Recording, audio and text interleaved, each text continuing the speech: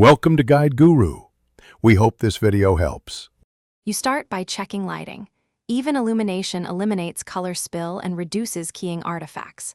Once the scene is balanced, lock your camera settings, manual exposure and white balance, so the color stays consistent. Next, import the footage and immediately duplicate the video layer to preserve an original. Then open your chroma key or keying effect. Choose the eyedropper and sample the mid-tone green, not an edge or shadow. This first pass gives you a clean baseline to refine in the next steps.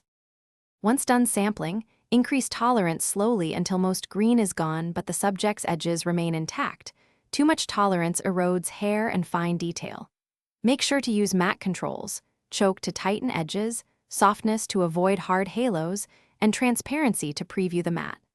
Apply spill suppression to neutralize green reflections on skin or props.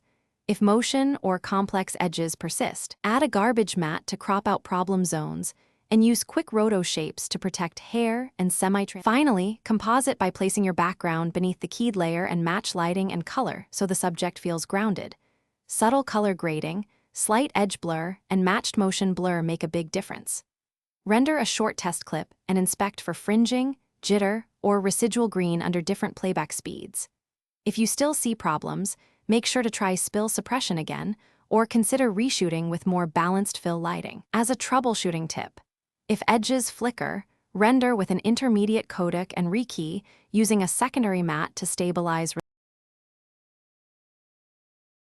Thanks for watching. Consider subscribing if we helped you today.